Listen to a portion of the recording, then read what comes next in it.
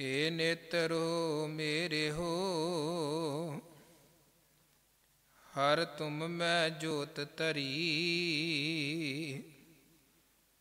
हर बिन अवर न देखो कोई, हर बिन अवर न देखो कोई। नदरी हर निहालिया, ए नेत्रो मेरे हो, हर तुम मैं जोत तरी। हर बिन अवर न देखो कोई, हर बिन अवर न देखो कोई। नदरी हर निहालिया, ए वे संसार तुम देख दे। ए हर का रूप है, हर रूप नदरी आया। गुर प्रसादी बुझिया, जा वेखा हर एक है। हर बिन अवर न कोई, कह नानक ए नेत्र अंध से। सतगुर मिलिया दिब दृष्ट होई। गुर प्रसादी बुझिया, जा वेखा हर एक है। हर बिन अवर न कोई, कह नानक ए नेत्र अंध से। सतगुर मिलिया दिब दृष्ट होई।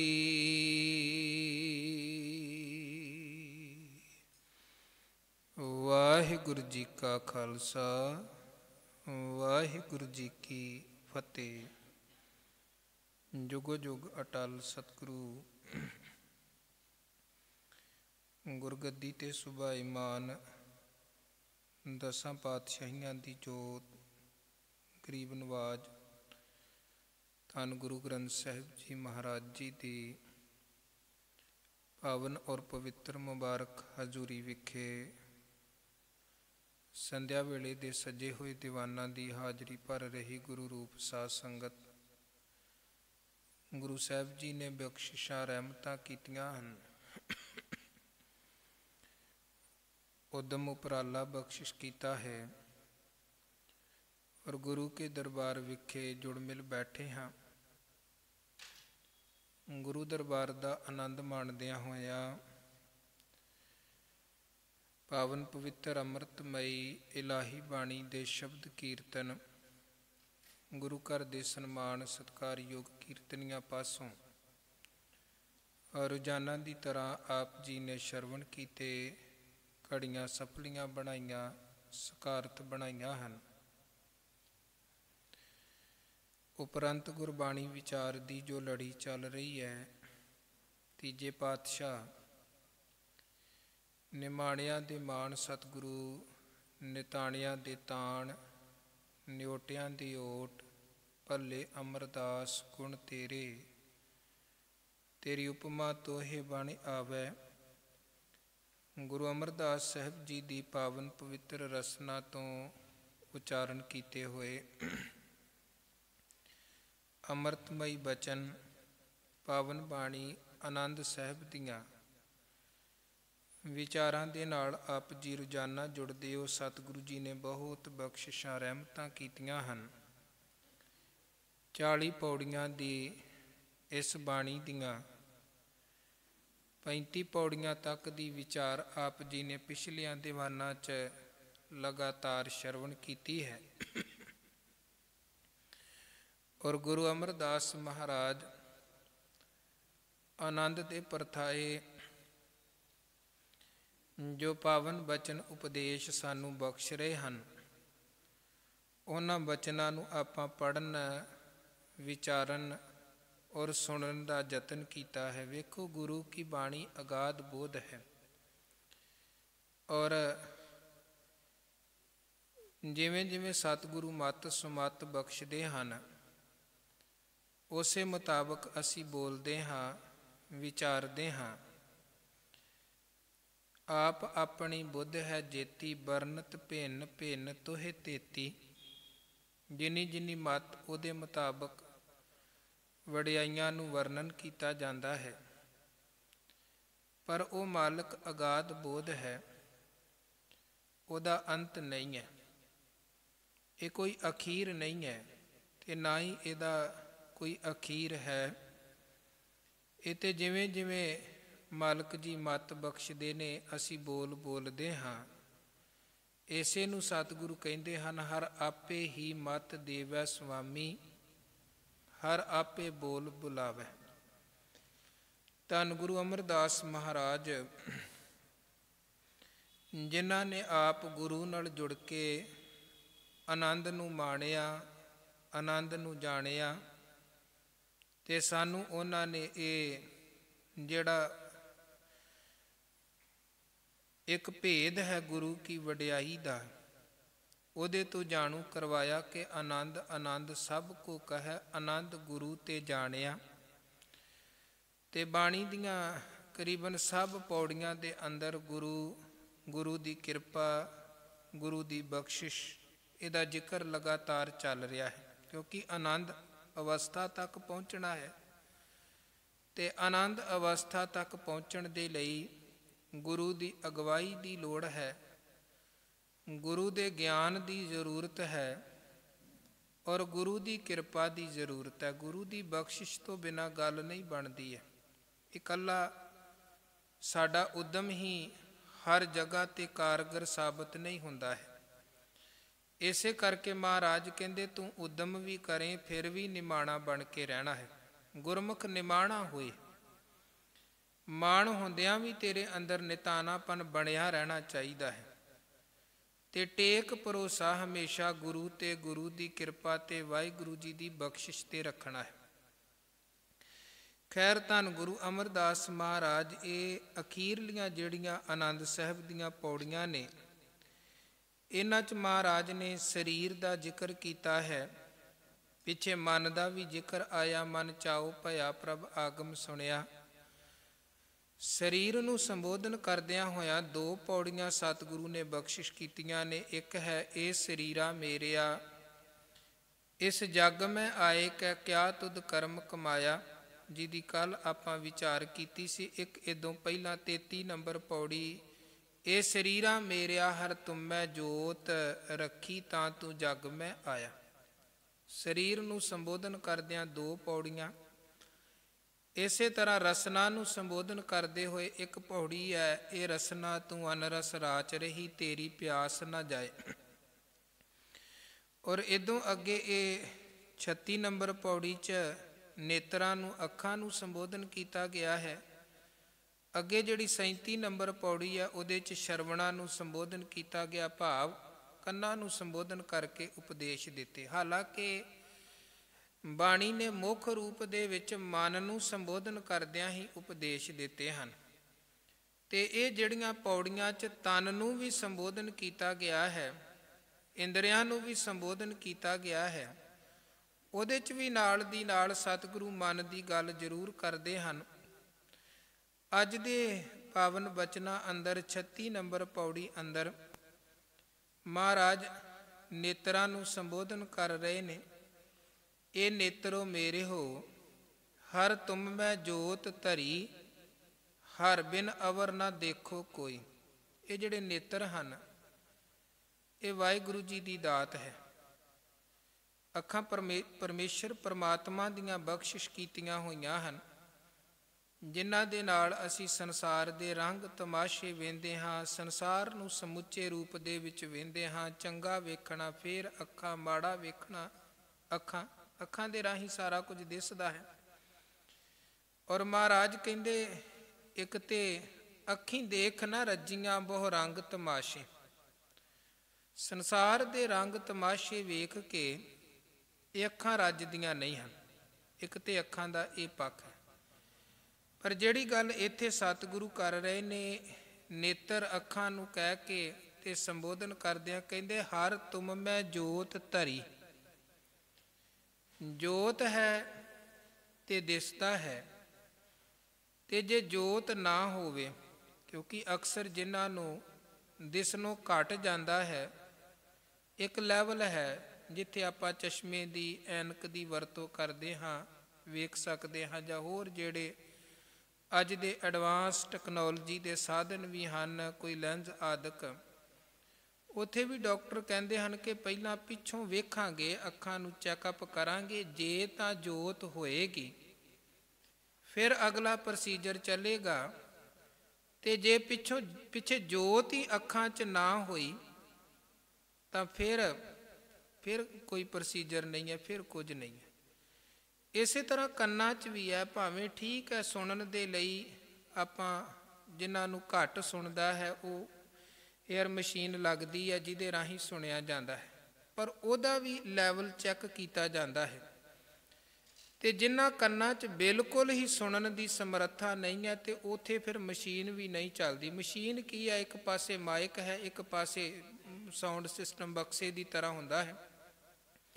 ਮਾਈਕ ਬਾਹਰ ਦੀ ਆਵਾਜ਼ ਨੂੰ ਕੈਚ ਕਰਦਾ ਹੈ, ਤੇ ਜੋ ਅੰਦਰ ਦਾ ਸਪੀਕਰ ਹੈ ਉਹ ਕੰਨ ਦੇ ਅੱਗੇ ਪਰਦੇ ਦੇ ਕੋਲ ਹੁੰਦਾ ਹੈ, ਉਹਦੇ ਰਾਹੀਂ ਫਿਰ ਉਹ ਆਵਾਜ਼ ਜਾਂਦੀ, ਭਾਵ ਆਵਾਜ਼ ਵਧਾ ਕੇ ਸੁਣਾਉਂਦਾ ਹੈ ਉਹ ਮਾਈਕ ਤੇ ਸਪੀਕਰ, ਛੋਟੀ ਮਸ਼ੀਨ। ਇਸੇ ਤਰ੍ਹਾਂ ਜਿਵੇਂ ਅੱਖਾਂ ਦਾ ਸ਼ੀਸ਼ਾ ਹੈ, ਜ਼ਿਆਦਾ ਸਾਫ਼ ਨਜ਼ਰ ਨੂੰ ਵਧਾ ਕੇ ਦਿਖਾਉਂਦਾ ਹੈ, ਪਰ ਉਹ ਤਾਂ ਹੈ ਜੇ ਪਿੱਛੇ ਅੰਦਰ ਕੁਝ ਹੈ ਤਾਂ ਫਿਰ ਹੀ ਹੈ। ਜੇ ਅੰਦਰ ਕੁਝ ਨਹੀਂ ਹੈ, ਅੱਖਾਂ ਦੇ ਅੰਦਰ ਜੇ ਜੋਤ ਹੀ ਨਹੀਂ ਰਹੀ ਹੈ ਜਿਹਨੇ ਵੇਖਣਾ ਹੈ, ਤਾਂ ਫਿਰ ਕੇਵਲ ਬਾਹਰ ਦਾ ਲਗਾਇਆ ਹੋਇਆ ਅੰਧੇ ਵਿਅਕਤੀ ਦੀਆਂ ਅੱਖਾਂ 'ਤੇ ਚਸ਼ਮਾ ਲਗਾ ਦੇਵੋ, ਉਹਨੂੰ ਕੋਈ ਦਿਸਣਾ ਥੋੜ੍ਹਾ ਸ਼ੁਰੂ ਹੋ ਜਾਣਾ ਹੈ। ਕਿਉਂਕਿ ਜਿਸ ਜੋਤ ਕਰਕੇ ਦਿਸ ਰਿਹਾ ਹੈ, ਜੇ ਅੰਦਰ ਉਹ ਜੋਤ ਨਹੀਂ ਹੈ। ਇੱਕ ਤਾਂ ਜੋਤ ਹੈ, ਵੇਖੋ, ਜਿਹੜੀ ਸਭ ਮੈਂ ਜੋਤ ਜੋਤ ਹੈ ਸੋਏ, ਜਿਹਨੂੰ ਆਤਮਾ ਰੂਹ ਰੂਪੀ ਜੋਤ ਕਹਿੰਦੇ ਹਾਂ। ਇੱਕ ਇਹ ਜਿਹਦੇ ਰਾਹੀਂ ਅੱਖਾਂ 'ਚੋਂ ਅਸੀਂ ਵੇਖਦੇ ਹਾਂ, ਇਹਨੂੰ ਵੀ ਜੋਤ ਦਾ ਨਾਮ ਹੀ ਦਿੱਤਾ ਜਾਂਦਾ ਹੈ, ਜੋਤ। ਮਹਾਰਾਜ ਕਹਿੰਦੇ, ਹੈ ਨੇਤਰੋ, ਤੁਹਾਡੇ ਅੰਦਰ ਉਹ ਪਰਮੇਸ਼ਰ ਨੇ ਆਪਣੀ ਜੋਤ ਟਿਕਾਈ ਹੈ, ਜਾਂ ਵੇਖਣ ਵਾਲੀ ਜੋਤ ਬਖਸ਼ੀ ਹੈ, ਜਿਹਦੇ ਰਾਹੀਂ ਤੁਸੀਂ ਵੇਖਦੇ ਹੋ। ਤੇ ਹੁਣ ਜੇ ਮਾਲਕ ਨੇ ਜੋਤ ਬਖਸ਼ੀ, ਤੁਸੀਂ ਵੇਖ ਰਹੇ ਹੋ, ਫਿਰ ਹਰ ਬਿਨ ਅਵਰ ਨਾ ਦੇਖੋ ਕੋਈ। ਇੰਨਾ ਕੁ ਯਤਨ ਕਰੋ ਕਿ ਰੱਬ ਵੇਖੋ, ਮਨੁੱਖਤਾ 'ਚ ਪਰਮੇਸ਼ਰ ਵੇਖੋ, ਸੰਸਾਰ 'ਚ ਨਿਰੰਕਾਰ ਵੇਖੋ। ਜਿਹੜੀ ਜੋਤ ਤੁਹਾਡੇ ਅੰਦਰ ਹੈ, ਉਹ ਜੋਤ ਸਰਬ ਵਿਆਪਕ ਹੈ, ਸਭ ਅੰਦਰ ਜੋਤ ਰੂਪ ਦੇ ਵਿੱਚ ਮਾਲਕ ਪਸਰਿਆ ਹੈ। ਹਬ ਸਮਾਣੀ ਜੋਤ ਜੋ ਜਲ ਘਟਾਊ ਚੰਦਰਮਾ। ਹੁਣ ਇਹ ਜਿਹੜੀ ਸਾਰਿਆਂ 'ਚੋਂ ਰੱਬੀ ਜੋਤ ਵੇਖਣ ਵਾਲੀ ਜੁਗਤ ਹੈ ਨਾ, ਇਹ ਅੱਗੇ ਚੱਲ ਕੇ ਵੀ ਮਹਾਰਾਜ ਕਹਿੰਦੇ ਜਦੋਂ ਗੁਰੂ ਦੀ ਕਿਰਪਾ ਵਰਤਦੀ ਹੈ ਨਾ, ਫਿਰ ਬੰਦਾ ਵੇਖ ਪਾਉਂਦਾ ਹੈ, ਨਹੀਂ ਤੇ ਉਹ ਵਿਤਕਰੇ ਵਾਲੀ ਬਿਰਤੀ, ਪਹਿਲੀ ਗੱਲ ਤੇ ਬੰਦਾ ਆਪਣੇ ਅੰਦਰ ਹੀ ਵਰਤਦੀ ਜੋਤ ਨੂੰ ਨਹੀਂ ਵੇਖ ਪਾਉਂਦਾ ਹੈ। ਔਰ ਪਿੱਛੇ ਕੱਲ ਵੀ ਆਪਾਂ ਇਹ ਵਿਚਾਰ ਕੀਤੀ ਸੀ, ਜਿਹਨੇ ਆਪਣੇ ਅੰਦਰ ਜੋਤ ਨੂੰ ਨਹੀਂ ਵੇਖਿਆ, ਉਹ ਕਿਸੇ ਦੂਜੇ ਦੇ ਅੰਦਰ ਜੋਤ ਕਿੱਥੋਂ ਵੇਖੇਗਾ। ਜਿਸ ਮਨ ਨੇ ਆਪਣੇ ਮੂਲ ਨੂੰ ਨਹੀਂ ਪਛਾਣਿਆ, ਉਹ ਬਾਹਰ ਨੂੰ ਕਿੱਥੋਂ ਪਛਾਣ ਸਕੇਗਾ। ਇਸੇ ਕਰਕੇ ਕਹਿੰਦੇ, ਮਨ ਤੂੰ ਜੋਤ ਸਰੂਪ ਹੈ, ਆਪਣਾ ਮੂਲ ਪਛਾਣ। ਗੁਰੂ ਨੇ ਜਿਹੜੇ ਆਪਾਂ ਕਹਿੰਦੇ ਬਲਿਹਾਰੀ ਗੁਰ ਆਪਣੇ ਦਿਉਹਾੜੀ ਸਦਵਾਰ, ਜਿਨ ਮਾਨਸ ਤੇ ਦੇਵਤੇ ਕੀਏ ਕਰਤ ਨਾ ਲਾਗੀ ਵਾਰ। ਉਹ ਹੁਣ ਗੁਰੂ ਨੇ ਦੇਵਤੇ ਕਿਹੜੇ ਬਣਾਏ ਹਨ। ਇੱਕ ਤੇ ਅਸੀਂ ਵੇਖਦੇ ਹਾਂ ਨਾ ਫਿਲਮਾਂ 'ਚ, ਸੀਰੀਅਲ 'ਚ, ਉਹ ਜਿਵੇਂ ਵੱਖਰੇ ਤੌਰ 'ਤੇ ਉਹ ਦੇਵਤੇ ਬਣਾ ਕੇ ਵਿਖਾਉਂਦੇ ਨੇ, ਜੋ ਅਸੀਂ ਵੇਖਿਆ ਉਹ ਚੀਜ਼ਾਂ ਮਨ 'ਚ ਬਹਿ ਗਈਆਂ। ਪਰ ਮਹਾਰਾਜ ਬਾਣੀ 'ਚ ਕਹਿੰਦੇ ਇਹ ਇੱਕ ਬਿਰਤੀ ਹੈ, ਦੇਵ ਬਿਰਤੀ। ਉਹ ਕੋਈ ਉਚੇਚਾ ਪਹਿਰਾਵਾ ਨਹੀਂ ਹੈ ਕਿ ਜਿਹੜਾ ਪਹਿਰਾਵਾ ਪਹਿਨੇ ਤੇ ਉਹ ਦੇਵਤਾ, ਤੇ ਜਿਹਨੇ ਨਹੀਂ ਪਹਿਨਿਆ ਤੇ ਉਹ ਨਹੀਂ ਦੇਵਤਾ। ਇਹ ਇੱਕ ਬਿਰਤੀ ਹੈ, ਦੇਵ ਬਿਰਤੀ, ਜਿਹੜੀ ਗੁਰੂ ਨੇ ਬਖਸ਼ਿਸ਼ ਕੀਤੀ। ਜਿਨ ਮਾਨਸ ਤੇ ਦੇਵਤੇ ਕੀਏ ਕਰਤ ਨਾ ਲਾਗੀ ਵਾਰ। ਹੁਣ ਉਹ ਜਿਹੜੀ ਦੇਵ ਬਿਰਤੀ ਜਾਂ ਦੇਵਤਾ ਬਿਰਤੀ ਹੈ, ਉਹ ਬਿਰਤੀ ਜਾਂ ਉਹ ਇੱਕ ਸਿਖਰ ਹੈ ਜਿੱਥੇ ਜਾ ਕੇ ਮਨੁੱਖ ਦਾ ਉਹ ਨਜ਼ਰੀਆ ਬਣਦਾ ਹੈ। ਨਜ਼ਰੀਆ ਬਣਦਾ ਹੈ ਹਰ ਬਿਨ ਅਵਰ ਨਾ ਦੇਖੋ ਕੋਈ ਵਾਲਾ। ਅੱਖਾਂ ਤਾਂ ਵੇਂਦੀਆਂ ਹਨ, ਪਰ ਗੱਲ ਹੈ ਕਿ ਸਾਡਾ ਨਜ਼ਰੀਆ ਕੀ ਹੈ ਵੇਖਣ ਦਾ ਵਸਤੂਆਂ ਨੂੰ। ਵਸਤੂਆਂ ਉਹੀ ਹੁੰਦੀਆਂ ਹਨ, ਚੀਜ਼ਾਂ ਉਹੀ ਹੁੰਦੀਆਂ ਨੇ, ਵਿਅਕਤੀ ਉਹੀ ਹਨ, ਅਸੀਂ ਕਿਹੜੇ ਨਜ਼ਰੀਏ ਦੇ ਨਾਲ ਵੇਂਦੇ ਹਾਂ। ਜਿਵੇਂ ਉਹ ਇੱਕ ਬਹੁਤ ਸਧਾਰਨ ਉਦਾਹਰਣ ਸਿਆਣੇ ਦਿੰਦੇ ਹਨ ਕਿ ਪਾਣੀ ਹੈ ਗਿਲਾਸ 'ਚ ਪਿਆ ਹੋਇਆ, ਹੁਣ ਉਹ ਅੱਧਾ ਪਾਣੀ ਹੈ, ਕੋਈ ਕਹਿ ਦਵੇ ਅੱਧਾ ਖਾਲੀ ਹੈ ਜੀ ਗਿਲਾਸ, ਕੋਈ ਕਹਿ ਦਵੇ ਅੱਧਾ ਪਾਣੀ ਦੇ ਨਾਲ ਭਰਿਆ ਹੋਇਆ ਹੈ। ਹੁਣ ਪਾਣੀ ਤਾਂ ਓਨਾ ਹੀ ਹੈ, ਇੱਕ ਨੂੰ ਉਹਦਾ ਖਾਲੀਪਨ ਦਿਸ ਰਿਹਾ ਹੈ, ਇੱਕ ਨੂੰ ਉਹਦਾ ਭਰਿਆਪਨ ਦਿਸ ਰਿਹਾ। ਵਿਅਕਤੀ ਇੱਥੇ ਜਿੰਨੇ ਵੀ ਅਸੀਂ ਤੁਸੀਂ ਸਭ ਹਾਂ, ਸੰਪੂਰਨ ਕੋਈ ਨਹੀਂ ਹੈ। ਹਰ ਇੱਕ ਦੇ ਜੀਵਨ ਦੇ ਅੰਦਰ ਅਵਗੁਣ ਵੀ ਹਨ, ਗੁਣ ਵੀ ਹਨ, ਚੰਗਿਆਈ ਵੀ ਹੈ, ਬੁਰਿਆਈ ਵੀ ਹੈ, ਸਾਰਾ ਕੁਝ ਹੈ, ਕਿਉਂਕਿ ਪੂਰਾ ਤਾਂ ਕੇਵਲ ਪਰਮੇਸ਼ਰ ਹੀ ਹੈ, ਬਾਕੀ ਤਾਂ ਹਰ ਚੀਜ਼ ਅਧੂਰੀ ਹੈ। ਹੁਣ ਗੱਲ ਇਹ ਹੈ ਕਿ ਅਸੀਂ ਦੂਜੇ 'ਚੋਂ ਕੀ ਵੇਂਦੇ ਪਏ ਹਾਂ, ਕਿਸੇ ਦੇ ਗੁਣ ਵੇਖ ਰਹੇ ਹਾਂ ਕਿ ਕਿਸੇ ਦੇ ਅਵਗੁਣ ਵੇਖ ਰਹੇ ਹਾਂ, ਭਰਿਆਪਨ ਵੇਂਦੇ ਪਏ ਹਾਂ ਕਿ ਖਾਲੀਪਨ ਵੇਂਦੇ ਪਏ ਹਾਂ। ਔਰ ਇਹੀ ਨਜ਼ਰੀਆ ਹੈ। ਕਿਸੇ ਦੇ ਅਵਗੁਣਾਂ ਨੂੰ ਜੇ ਵੇਖਾਂਗੇ ਫਿਰ ਸਮਝੋ ਸਾਡਾ ਨਿੰਦਿਆ ਵਾਲਾ, ਚੁਗਲੀ ਵਾਲਾ, ਈਰਖਾ ਵਾਲਾ ਨਜ਼ਰੀਆ ਹੋਏਗਾ। ਅਸੀਂ ਉਸ ਤਰੀਕੇ ਦੇ ਨਾਲ ਉਸ ਵਿਅਕਤੀ ਨੂੰ ਵੇਖਦੇ ਪਏ ਹਾਂ। ਤੇ ਜੇ ਕਿਸੇ ਦੇ ਗੁਣ ਵੇਖ ਰਹੇ ਹਾਂ, ਕਿਸੇ ਦੀਆਂ ਚੰਗਿਆਈਆਂ ਵੇਖ ਰਹੇ ਹਾਂ, ਤੇ ਉਹ ਇੱਕ ਭਰੇ ਹੋਏ ਪਾਣੀ ਵਾਲੇ ਪਾਸੇ ਨੂੰ ਵੇਖਣ ਵਾਲਾ ਨਜ਼ਰੀਆ ਉੱਤਮ ਨਜ਼ਰੀਆ, ਸਿਰਮੌਰ ਨਜ਼ਰੀਆ ਹੋਏਗਾ। ਮਹਾਰਾਜ ਸੱਚੇ ਪਾਤਸ਼ਾਹ ਜੀ ਕਹਿੰਦੇ ਨਜ਼ਰੀਏ ਨੂੰ ਆਪਣੇ ਨੂੰ ਉੱਚਾ ਬਣਾਉਣਾ ਹੈ, ਤੇ ਜਦੋਂ ਨਜ਼ਰੀਆ ਉੱਚਾ ਬਣ ਗਿਆ ਫਿਰ ਸਮਝੋ ਦੇਵ ਬਿਰਤੀ ਤੱਕ ਪਹੁੰਚ ਗਏ। ਔਰ ਇਹਦੀ ਪ੍ਰਤੱਖ ਮਿਸਾਲ ਹੈ ਭਾਈ ਸਾਹਿਬ ਕਨ੍ਹਈਆ ਜੀ, ਜਿਨ੍ਹਾਂ ਨੇ ਮੈਦਾਨੇ ਜੰਗ ਦੇ ਅੰਦਰ ਉਹ ਨਜ਼ਰੀਆ ਬਣਾਇਆ ਕਿ ਕੋਈ ਓਪਰਾ ਨਹੀਂ, ਕੋਈ ਬਗਾਨਾ ਨਹੀਂ, ਕੋਈ ਦੁਸ਼ਮਣ ਨਹੀਂ, ਹਰ ਇੱਕ ਦੇ ਵਿੱਚੋਂ ਰੱਬੀ ਜੋਤ ਵੇਂਦੇ ਹਨ। ਤੇ ਗੁਰੂ ਦਾ ਹੁਕਮ ਹੈ ਕਿ ਪਿਆਸਿਆਂ ਨੂੰ ਪਾਣੀ ਪਿਆਉਣਾ ਹੈ। ਇਹ ਥੋੜ੍ਹਾ ਹੁਕਮ ਹੈ ਕਿ ਕੇਵਲ ਆਪਣਿਆਂ ਮਿੱਤਰਾਂ ਨੂੰ ਹੀ ਪਾਣੀ ਪਿਆਉਣਾ ਹੈ ਤੇ ਦੁਸ਼ਮਣ ਕੋਈ ਹੋਰ ਦੂਜਾ ਪਿਆਸਾ ਹੋਵੇ ਤੇ ਉਹਨੂੰ ਪਾਣੀ ਨਹੀਂ ਪਿਆਉਣਾ।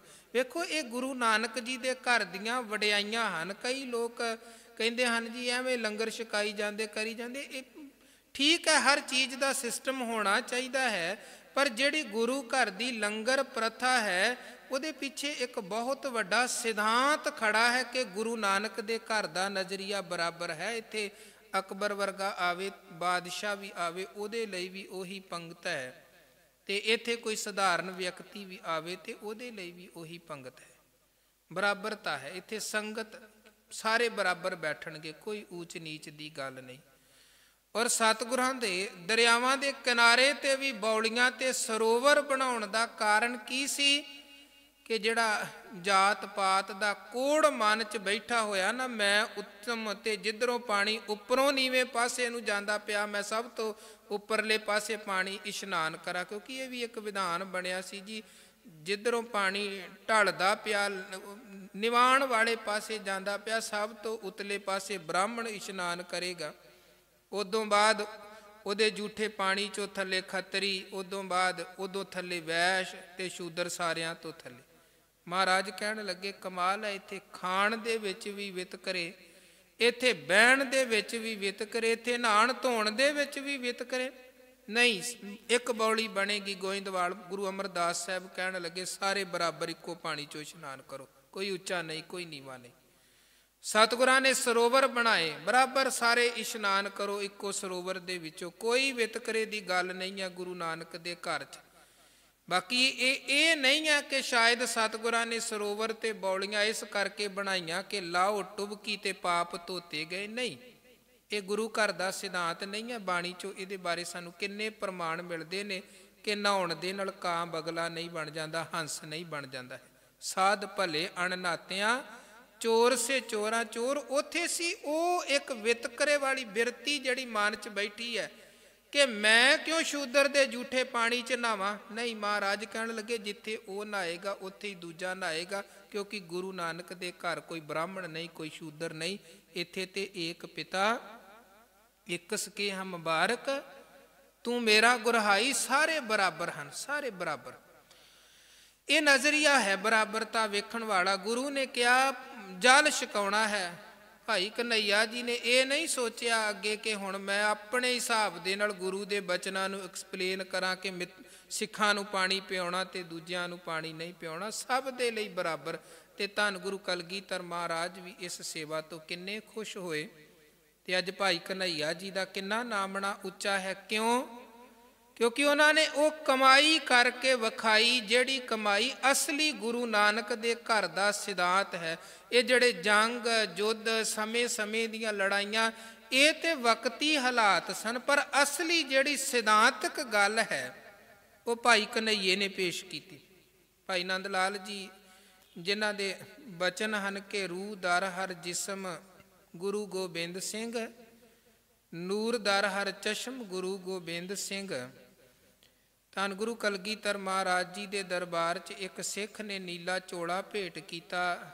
कहन लगा महाराज मैं जल्दी जाना है, भावना है कि तुसी एक बारी चोला पहन लवो, मेरे मन नूं तसल्ली हो जाएगी कि सतगुरु ने मेरी सेवा नूं अंगीकार कर लिया है। ते गुरु वेखो गल चोलियां दी वस्त्रां दी थोड़ा है। गुरु तो गोबिंद भाओ भगत दा भुखा, गल सी प्यार दी। प्यार करके ही तो महाराज किथे माता भाग भरी दे कोल कश्मीर चले गए, नहीं तो सतगुरां कोल किहड़ा कपड़ियां दा घाटा है। वो महाराज सिख दी तसल्ली दे लई, सिख संतुष्ट हो के गुरु नानक दे घरों दरबारों जाए, इहदे लई महाराज ने वो चोला पहन लिया। सिख शुक्र शुक्र करदियां होया महाराज दा धन्नवाद करदियां चला गया।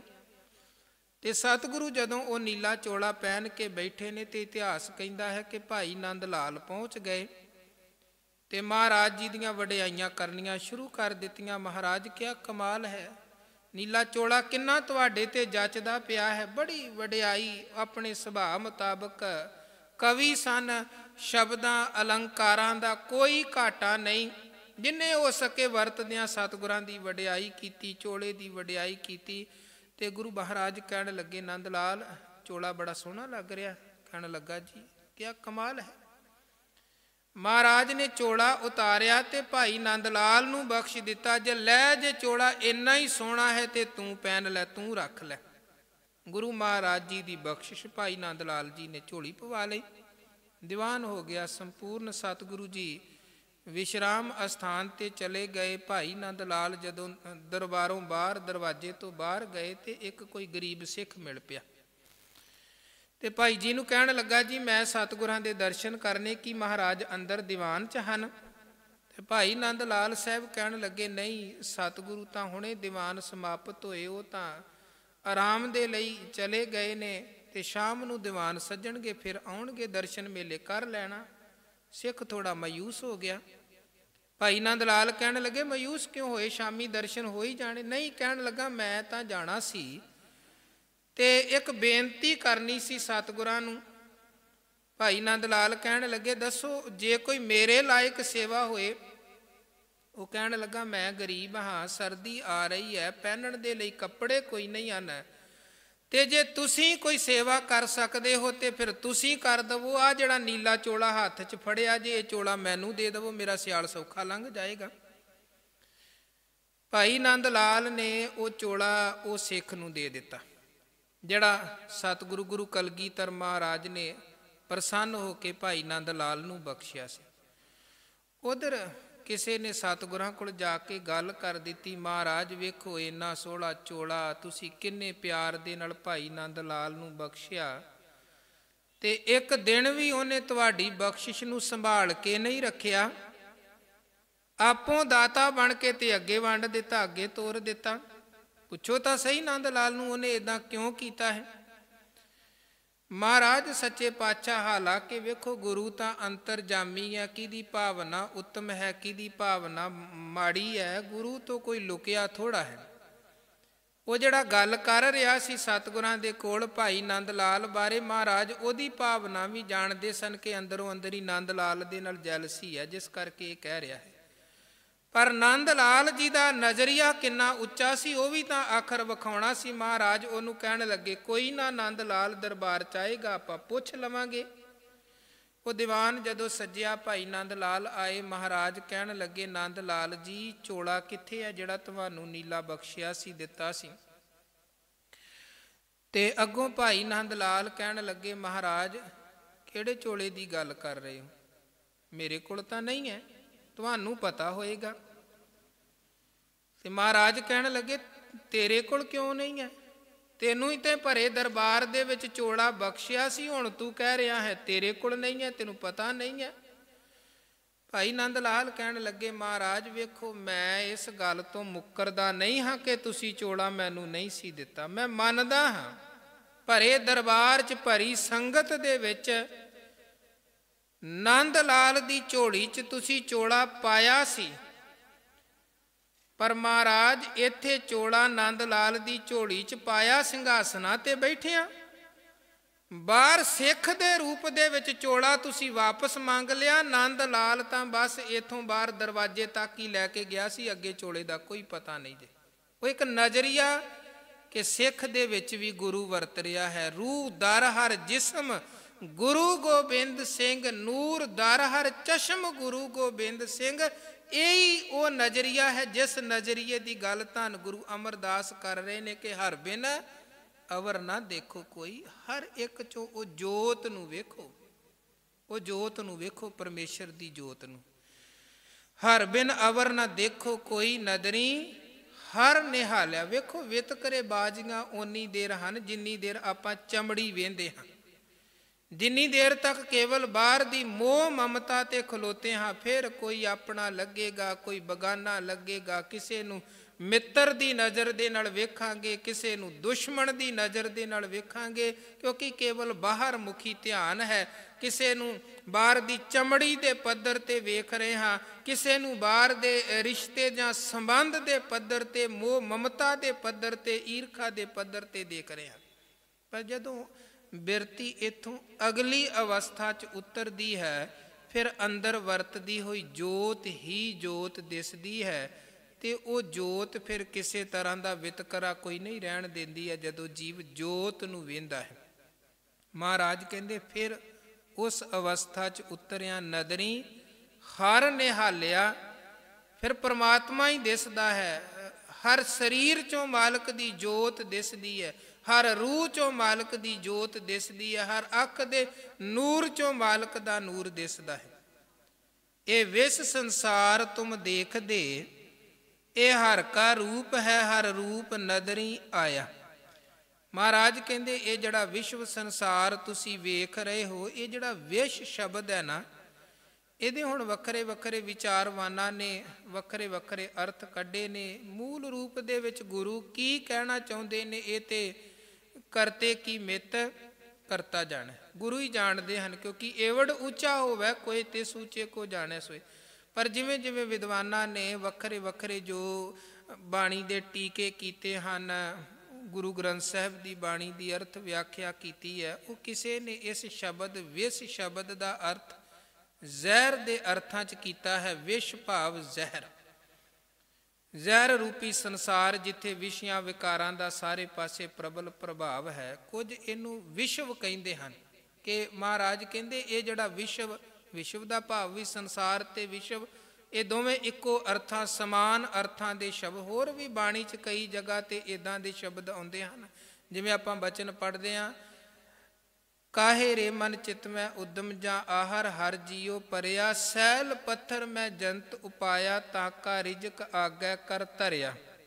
ਉੱਥੇ ਸੈਲ ਤੇ ਪੱਥਰ, ਹੁਣ ਦੋਵਾਂ ਦਾ ਸੈਲ ਦਾ ਮਤਲਬ ਵੀ ਪੱਥਰ ਹੈ, ਪੱਥਰ ਵੀ ਪੱਥਰ ਹੈ, ਭਾਵ ਇੱਕੋ ਅਰਥਾਂ ਵਾਲੇ ਦੋ ਸ਼ਬਦ ਆਏ ਹਨ। ਇਦੋਂ ਬਾਅਦ ਹੋਰ ਕਈ ਜਗ੍ਹਾ ਤੇ ਆਉਂਦਾ ਹੈ ਜਿੱਥੇ ਇੱਕੋ ਅਰਥ ਹਨ ਪਰ ਸ਼ਬਦ ਦੋ ਹਨ। ਇਸੇ ਤਰ੍ਹਾਂ ਉਹ ਅਰਥ ਕਰਦੇ ਹਨ ਕਿ ਵਿਸ਼ ਦਾ ਅਰਥ ਹੈ ਵਿਸ਼ਵ ਸੰਸਾਰ। ਅੱਖਾਂ ਨੂੰ ਸੰਬੋਧਨ ਕਰਦਿਆਂ ਗੁਰੂ ਨੇ ਕਿਹਾ, ਇਹ ਜਿਹੜਾ ਵਿਸ਼ਵ ਸੰਸਾਰ ਤੁਸੀਂ ਵੇਖ ਰਹੇ। ਬਹੁਤੇ ਸਿਧਾਂਤ ਦੇ ਵਿੱਚ ਕੋਈ ਫਰਕ ਨਹੀਂ ਪੈਂਦਾ ਹੈ। ਇਸ ਕਰਕੇ ਦੋਵੇਂ ਹੀ ਅਰਥ ਆਪਣੀ ਆਪਣੀ ਜਗ੍ਹਾ 'ਤੇ ਮੰਨਣ ਯੋਗ ਹਨ। ਭਾਵੇਂ ਇਹਨੂੰ ਜ਼ਹਿਰ ਰੂਪੀ ਸੰਸਾਰ ਕਹਿ ਲਈਏ, ਵਿਸ਼ਵ ਸੰਸਾਰ ਕਹਿ ਲਈਏ, ਜਿਹੜੀ ਅਗਲੀ ਗੱਲ ਗੁਰੂ ਕਹਿ ਰਹੇ ਹਨ ਉਹ ਸਮਝਣ ਵਾਲੀ ਹੈ ਕਿ ਇਹ ਜੋ ਅਸੀਂ ਵੇਖ ਰਹੇ ਹਾਂ ਸੰਸਾਰ, ਇਹ ਹਰ ਕਾ ਰੂਪ ਹੈ, ਇਹ ਸਾਰਾ ਪਰਮੇਸ਼ਰ ਦਾ ਰੂਪ ਹੈ। ਕਿਉਂਕਿ ਉਹਨੇ ਬਣਾਇਆ, ਆਪਣੇ ਤੋਂ ਹੀ ਉਹਨੇ ਸਾਰੀ ਸਿਰਜਣਾ ਕੀਤੀ ਹੈ। ਕੀਤਾ ਪਸਾਓ ਏਕੋ ਕਵਾਓ, ਤਿਸਤੇ ਹੋਏ ਲੱਖ ਦਰਿਆਓ। ਮਹਾਰਾਜ ਕਹਿੰਦੇ ਕਈ ਵਾਰ ਪਸਰਿਓ ਪਾਸਾਰ, ਸਦਾ ਸਦਾ ਇੱਕ ਏਕੰਕਾਰ। ਅਨੇਕ ਹੈ ਫਿਰ ਏਕ ਹੈ, ਉਸ ਇੱਕ ਤੋਂ ਅਨੇਕਤਾ ਬਣੀ, ਅਨੇਕਤਾ ਤੋਂ ਫਿਰ ਇੱਕ, ਇਹ ਕਈ ਵਾਰ ਖੇਡ ਬਣੀ ਤੇ ਬਿਨਸੀ। ਸਭ ਉਸ ਵਾਹਿਗੁਰੂ ਤੋਂ ਹੀ ਬਣਿਆ ਹੈ। ਇਹ ਹਰ ਕਾ ਰੂਪ ਹੈ, ਹਰ ਰੂਪ ਨਦਰੀ ਆਇਆ। ਮਹਾਰਾਜ ਕਹਿੰਦੇ ਗੱਲ ਉਦੋਂ ਬਣਨੀ ਹੈ ਜਦੋਂ ਹਰ ਰੂਪ ਨਦਰੀ ਆਇਆ। ਵਾਕਿਆ ਹੀ ਸਾਨੂੰ ਇਹ ਸੰਸਾਰ ਰੱਬ ਦਾ ਰੂਪ ਦਿਸਿਆ। ਪਰ ਇਹ ਰੱਬ ਦਾ ਰੂਪ ਦਿਸ ਕਿਵੇਂ ਸਕਦਾ ਹੈ? ਗੁਰ ਪ੍ਰਸਾਦੀ ਬੁੱਝਿਆ ਜਾਂ ਵੇਖਾਂ ਹਰ ਇੱਕ ਹੈ, ਹਰ ਬਿਨ ਅਵਰ ਨਾ ਕੋਈ। ਗੁਰੂ ਦੀ ਕਿਰਪਾ ਸਦਕਾ ਹੀ ਇਸ ਚੀਜ਼ ਨੂੰ ਆਪਾਂ ਬੁੱਝ ਸਕਦੇ ਹਾਂ, ਸਮਝ ਸਕਦੇ ਹਾਂ ਕਿ ਉਸ ਇੱਕ ਦਾ ਰੂਪ ਹੈ ਸੰਸਾਰ, ਔਰ ਨਿਰੰਕਾਰ ਸਾਰੇ ਸੰਸਾਰ ਅੰਦਰ ਵਰਤ ਰਿਹਾ ਹੈ। ਬਾਣੀ 'ਚ ਕਰਤਾ ਪੁਰਖ ਸ਼ਬਦ ਜਿਹੜਾ ਆਉਂਦਾ ਹੈ ਮੂਲ ਮੰਤਰ ਅੰਦਰ ਵੀ, ਉਹਦਾ ਭਾਵ ਵੀ ਇਹ ਹੈ। ਕਰਤੇ ਦਾ ਭਾਵ ਹੈ ਕ੍ਰੀਏਟਰ, ਬਣਾਉਣ ਵਾਲਾ, ਸਿਰਜਣ ਵਾਲਾ। ਪੁਰਖ ਦਾ ਮਤਲਬ ਹੈ ਵਸਿਆ ਹੋਇਆ, ਵਿਆਪਕ। ਆਪਣੇ ਬਣਾਏ ਸੰਸਾਰ ਅੰਦਰ ਉਹ ਆਪ ਵਸ ਰਿਹਾ ਹੈ। ਇਹ ਜਗ ਸੱਚੇ ਕੀ ਹੈ, ਕੋਠੜੀ ਸੱਚੇ ਕਾ ਵਿੱਚ ਵਾਸ। ਇਹਦੇ 'ਚ ਉਹ ਸੱਚੇ ਦਾ ਵਾਸ ਹੈ। ਜਦੋਂ ਗੁਰੂ ਕੀ ਕਿਰਪਾ ਸਦਕਾ ਮਨੁੱਖ ਸਮਝਦਾ ਹੈ, ਫਿਰ ਹਰ ਬਿਨ ਅਵਰ ਨਾ ਕੋਈ। ਪਰਮਾਤਮਾ ਤੋਂ ਬਿਨਾਂ ਇਹਨੂੰ ਹੋਰ ਕੁਝ ਨਹੀਂ ਦਿਸਦਾ ਹੈ। ਫਿਰ ਸਾਰਿਆਂ 'ਚੋਂ ਉਹੀ ਜੋਤ ਦਿਸਦੀ ਹੈ। ਅਖੀਰ 'ਚ ਮਹਾਰਾਜ ਕਹਿੰਦੇ ਕਹੈ ਨਾਨਕ ਇਹ ਨੇਤਰ ਅੰਧ ਸੇ, ਸਤਿਗੁਰ ਮਿਲਿਆ ਦਿਵ ਦ੍ਰਿਸ਼ਟ ਹੋਈ। ਇਹ ਜਿਹੜੇ ਨੇਤਰ ਹਨ ਅੰਧੇ ਹਨ, ਭਾਵ ਇਹਨਾਂ 'ਚ ਉਹ ਵੇਖਣ ਵਾਲਾ ਨਜ਼ਰੀਆ ਨਹੀਂ ਹੈ ਕਿ ਇਹ ਸਾਰਿਆਂ 'ਚੋਂ ਰੱਬ ਨੂੰ ਵੇਖ ਸਕਣ। ਇਹ ਤਾਂ ਹਰ ਵਕਤ ਕੇਵਲ ਸੰਸਾਰ ਦੇ ਰੰਗ ਤਮਾਸ਼ੇ ਹੀ ਵੇਖਣ 'ਤੇ ਲੱਗੇ ਰਹਿੰਦੇ। ਪਰ ਤਨ ਵੇਂਦੇ, ਪਰ ਧਨ ਵੇਂਦੇ ਹਨ। ਇੱਕ ਵਿਤਕਰੇਬਾਜ਼ੀ ਵਾਲੀ ਨਜ਼ਰ ਦੇ ਨਾਲ ਇਸ ਸੰਸਾਰ ਨੂੰ ਵੇਂਦੇ ਹਨ। ਪਰ ਜਦੋਂ ਗੁਰੂ ਦੀ ਕਿਰਪਾ ਵਰਤਦੀ ਹੈ, ਗੁਰੂ ਕਾ ਗਿਆਨ ਜੀਵਨ ਨੂੰ ਪ੍ਰਾਪਤ ਹੁੰਦਾ ਹੈ, ਸਤਿਗੁਰ ਮਿਲਿਆ ਦਿਵ ਦ੍ਰਿਸ਼ਟ ਹੋਈ। ਗੁਰੂ ਦੇ ਮਿਲਾਪ ਸਦਕਾ ਜਿਹੜਾ ਇਹ ਨੇਤਰ ਅੰਧ ਸੇ ਵਾਲਾ ਇੱਕ ਵਿਚਾਰ ਸੀ, ਨਜ਼ਰੀਆ ਸੀ, ਉਹ ਬਦਲ ਕੇ ਮਨੁੱਖ ਦੀ ਦ੍ਰਿਸ਼ਟੀ ਵਿਸ਼ਾਲ ਦ੍ਰਿਸ਼ਟੀ, ਗਿਆਨ ਦ੍ਰਿਸ਼ਟੀ, ਉੱਤਮ ਦ੍ਰਿਸ਼ਟੀ ਬਣਦੀ ਹੈ। ਸ੍ਰੇਸ਼ਟ ਨਜ਼ਰੀਆ ਬਣਦਾ। ਵੈਸੇ ਵੀ ਮਹਾਰਾਜ ਧੰਨ ਗੁਰੂ ਅੰਗਦ ਦੇਵ ਜੀ ਮਹਾਰਾਜ ਜੀ ਦਾ ਇੱਕ ਬਚਨ ਹੈ, ਕਹਿੰਦੇ ਅੰਧੇ ਕੈ ਰਾਹ ਦੱਸਿਆ, ਅੰਧਾ ਹੋਏ ਸੋ ਜਾਏ। ਕਿਉਂਕਿ ਬਾਣੀ 'ਚ ਅੰਨਾ ਕਿਹਨੂੰ ਕਿਹਾ ਗਿਆ ਹੈ ਜਾਂ ਬੋਲਾ ਵੀ ਕਿਹਨੂੰ ਕਿਹਾ ਗਿਆ ਹੈ? ਮਾਇਆ ਧਾਰੀ ਅਤ ਅੰਨਾ ਬੋਲਾ, ਸ਼ਬਦ ਨਾ ਸੁਣਈ ਬੋ ਰੋੜ ਕਚੋਲਾ। ਧੰਨ ਗੁਰੂ ਅੰਗਦ ਦੇਵ ਮਹਾਰਾਜ ਕਹਿੰਦੇ ਮਤ ਉਹਨੂੰ ਅੰਧਾ ਕਵੋ ਜਿਹਨੂੰ ਅੱਖਾਂ ਤੋਂ ਦਿਖਾਈ ਨਹੀਂ ਦੇ ਰਿਹਾ ਹੈ। ਹੋ ਸਕਦਾ ਹੈ ਉਹ ਗਿਆਨ ਦੇ ਬਹੁਤ ਉੱਚੇ ਲੈਵਲ 'ਤੇ, ਪੱਧਰ 'ਤੇ ਪਹੁੰਚ ਗਿਆ ਹੋਵੇ। ਕਿੰਨੇ ਆਪਾਂ ਗੁਰੂ ਘਰ ਦੇ ਨਾਲ ਜੁੜੇ ਹੋਏ ਕੀਰਤਨੀਏ ਵੇਖਦੇ ਹਾਂ। ਹੋਰ ਵੀ ਸੰਸਾਰ ਅੰਦਰ ਪਤਾ ਨਹੀਂ ਕਿੰਨੇ ਐਸੇ ਲੋਕ ਹਨ, ਵੇਖਣ ਵਾਲੀਆਂ ਅੱਖਾਂ ਨਹੀਂ ਹਨ ਪਰ ਗਿਆਨ ਹੈ, ਨੌਲੇਜ ਹੈ, ਬਹੁਤ ਗਹਿਰੀ ਬਿਰਤੀ ਹੈ।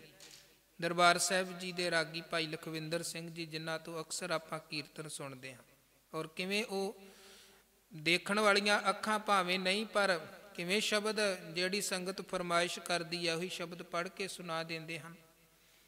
ਇਹ ਗੁਰੂ ਦੀ ਕਿਰਪਾ ਹੀ ਹੈ। ਕੰਠ ਕਿਵੇਂ ਉਹ ਕਰਦੇ ਹਨ। ਇੱਕ ਮੈਂ ਪਹਿਲਾਂ ਵੀ ਗਿਆਨੀ ਸੁਮਿੱਤਰ ਸਿੰਘ ਜੀ ਸਾਡੇ ਉਸਤਾਦ ਆਨੰਦਪੁਰ ਸਾਹਿਬ, ਉਹ ਪੜ੍ਹਾਉਂਦੇ ਸਨ ਅਤੇ ਦਰਬਾਰ ਸਾਹਿਬ ਵੀ ਬੜਾ ਲੰਬਾ ਸਮਾਂ ਕੀਰਤਨ ਦੀ ਸੇਵਾ ਕੀਤੀ। ਕੇਸਗੜ੍ਹ ਸਾਹਿਬ ਵੀ ਕੀਰਤਨ ਦੀ ਸੇਵਾ ਕਰਦੇ ਸਨ। ਇੱਕੋ ਵਾਰੀ ਉਹਨਾਂ ਨੇ ਕਹਿਣਾ ਆਹ ਸ਼ਬਦ ਪੜ੍ਹ ਕੇ ਸੁਣਾ ਦਿਓ। ਅਸੀਂ ਸੁਣਾ ਦੇਣਾ ਅਤੇ ਕੇਸਗੜ੍ਹ ਸਾਹਿਬ ਜਾ ਕੇ ਉਹ ਸ਼ਬਦ ਕੀਰਤਨ ਕਰਨਾ ਉਸੇ ਸ਼ਬਦ ਦਾ। ਇੱਕ ਵਾਰ ਸੁਣ ਕੇ ਹੀ ਉਹਨਾਂ ਨੂੰ ਯਾਦ ਹੋ ਜਾਂਦਾ ਸੀ ਸ਼ਬਦ। ਇਕਾਗਰਤਾ ਹੈ ਨਾ। ਹੁਣ ਵੇਖਣ ਦੇ ਲਈ ਅੱਖਾਂ ਨਹੀਂ ਹਨ, ਪਰ ਜਿਹੜਾ ਉਹ ਨਜ਼ਰੀਆ ਮਾਲਕ ਨੇ, ਉਹ ਦਿਵ ਦ੍ਰਿਸ਼ਟ ਮਾਲਕ ਨੇ ਬਖਸ਼ੀ ਆ, ਉਹ ਤੇ ਸਾਡੇ ਵਰਗੇ ਅੱਖਾਂ ਵਾਲਿਆਂ ਦੇ ਕੋਲ ਵੀ ਨਹੀਂ ਹੈ। ਧੰਨ ਗੁਰੂ ਅੰਗਦ ਦੇਵ ਮਹਾਰਾਜ ਕਹਿੰਦੇ ਅੰਧੇ ਕੈ ਰਾਹ ਦੱਸਿਆ, ਅੰਧਾ ਹੋਏ ਸੋ ਜਾਏ, ਹੋਏ ਸੁਜਾਖਾ ਨਾਨਕਾ, ਸੋ ਕਿਉ ਉਜੜ ਪਾਏ। ਅੰਧੇ ਏ ਨਾ ਆਖੀਨ ਜਿਨ ਮੁਖ ਲੋਇਨ ਨਾਹੇ, ਅੰਧੇ ਸਈ ਨਾਨਕਾ ਜੇ ਖਸਮੋਂ ਕੁੱਥੇ ਜਾਏ। ਅਸਲੀ ਅੰਧੇ ਉਹ ਹਨ ਜਿਹੜੇ ਮਾਲਕ ਤੋਂ ਖਸਮ ਤੋਂ ਟੁੱਟੇ ਹੋਏ ਹਨ। ਸੋ ਗੁਰੂ ਮਹਾਰਾਜ ਨੇ ਜਿਹੜਾ ਗਿਆਨ ਬਖਸ਼ਿਆ ਹੈ, ਉਹ ਗਿਆਨ ਦੇ ਧਾਰਨੀ ਬਣੀਏ, ਮਾਲਕ ਦੇ ਨਾਲ ਜੁੜੀਏ ਤੇ ਇਹਨਾਂ ਨੇਤਰਾਂ ਦੇ ਨਾਲ ਹਮੇਸ਼ਾ ਸੰਸਾਰ ਨੂੰ ਤੱਕਦੇ ਹਾਂ, ਸੰਸਾਰ ਚੋਂ ਨਿਰੰਕਾਰ ਨੂੰ ਵੇਖੀਏ। ਇਹ ਨੇਤਰ ਵੀ ਸਕਾਰਤ ਪੈਣ, ਕਾਇਆ ਵੀ ਸਕਾਰਤ ਸਫਲੀ ਤੇ ਜੀਵਨ ਵੀ ਸਫਲ ਹੋਵੇ। ਇਹ ਲੋਕ ਸੁਖੀਏ ਪਰਲੋਕ ਸੁਹੇਲੇ, ਨਾਨਕ ਹਰ ਪ੍ਰਭ ਆਪੇ ਮੇਲੇ। ਇੰਨੀਆਂ ਬੇਨਤੀਆਂ ਪ੍ਰਵਾਨ ਕਰਨੀਆਂ। ਸਤਿਗੁਰਾਂ ਦੀਆਂ ਰਹਿਮਤਾਂ। 36 ਪੌੜੀਆਂ ਤੱਕ ਦੀ ਵਿਚਾਰ ਆਪ ਜੀ ਨੇ ਲਗਾਤਾਰ ਸ਼ਰਵਣ ਕੀਤੀ ਹੈ। 4 ਪੌੜੀਆਂ ਹੋਰ ਹਨ ਇਸ ਬਾਣੀ ਦੀਆਂ। ਆਉਣ ਵਾਲੇ ਦਿਨਾਂ 'ਚ ਆਪਾਂ ਵਿਚਾਰ ਦੀ ਸਾਂਝ ਪਾਵਾਂਗੇ। ਸੋ ਆਪ ਜੀ ਨੇ ਇਸੇ ਤਰ੍ਹਾਂ ਵੱਧ ਚੜ੍ਹ ਹਾਜ਼ਰੀ ਪਰ ਗੁਰੂ ਕੀ ਬਾਣੀ ਦੀ ਵਿਚਾਰ ਦੇ ਨਾਲ ਜੁੜੂ ਗੁਰੂ ਦੀਆਂ ਖੁਸ਼ੀਆਂ ਲੈਣੀਆਂ ਜੀ। ਗੁਰੂ ਫਤਿਹ ਦੀ ਸਾਂਝ ਪਾਓ। ਵਾਹਿਗੁਰੂ ਜੀ ਕਾ ਖਾਲਸਾ, ਵਾਹਿਗੁਰੂ ਜੀ ਕੀ ਫਤਿਹ।